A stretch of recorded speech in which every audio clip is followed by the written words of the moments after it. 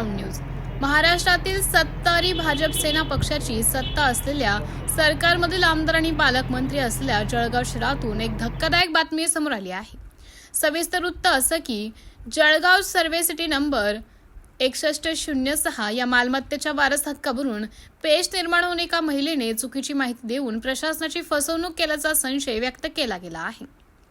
याच पार्श्वभूमीवर नगर भूमापन अधिकारी जळगाव यांनी सदर मालमत्तेबाबत कोणतेही खरेदी व्यवहार किंवा दस्त नोंदवू नये असे आदेश दुय्यम निबंधकांना दिले असल्याचं वृत्त दैनिक दिव्य मराठी वृत्तपत्राच्या जळगाव सिटी न्यूज या पेजवर दिनांक 11 मार्च 2026 रोजी प्रकाशित झाला आहे। सदर मालमत्ता ही मूळ मालक मयत पंढरीनाथ धोंडू धांडे यांच्या नावावर होती। त्यांच्या मृत्यूनंतर रत्नाबाई वासुदेव पाटील यांनी 7 जुलै 2025 रोजी अर्ज करून आपण पंढरीनाथ धांडे यांची एकुलती मुलगी आणि कायदेशीर वारस असल्याचं सांगितलं आहे।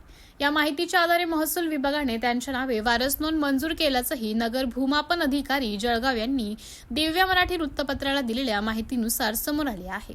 याच माहितीच्या आधारे महसूल विभागाने त्यांचे नाव वारस नोंद मंजूर केल्याचं नगर भूमापन अधिकारी यांचं म्हणणं आहे। यानंतर अरुण पंढरीनाथ धांडे यांनी 5 मार्च 2026 रोजी भूमापन कार्यालयात तक्रार दाखल केली। त्यांच्या तक्रारीनुसार रत्नाबाई वासुदेव पाटील यांनी दिलेली माहिती खोटी आहे। मयत धोंडू धांडे यांना रत्नाबाई शिवाय इतरही अनेक वारस आहेत। इतर वारसांमध्ये शकुंतला पंढरीनाथ धांडे, प्रकाश पंढरीनाथ धांडे, अरुण पंढरीनाथ धांडे, रवींद्र पंढरीनाथ धांडे, तिलोत्तमा विकास धांडे, ज्ञानेश्वर विकास धांडे आणि पौर्णिमा विकास धांडे यांचा समावेश आहे व इतर मालमत्तांवर या सर्व वारसांची नावे आधीच नोंदवलेली असल्याचंही नमूद केलं आहे। रत्नाबाई पाटील यांनी आपण एकमेव वारस असल्याचं भासवले असले तरी रत्नाबाई पाटील यांचा मयत धांडे यांच्याशी कोणतेही नसल्याचं समोर आले आहे। असं असताना महसूल प्रशासन किंवा नगर भूमापन कार्यालयाची दिशाभूल केल्याची शक्यता पत्रात वर्तवण्यात आली आहे। या प्रकरणाची चौकशी नगर भूमापन कार्यालयामार्फत सुरू असल्याची माहिती देण्यात आली होती। मात्र रत्नाबाई पाटील ही कोण महिला? ही महिला कुठली? तिला या प्रवाहात आणणारे कोण?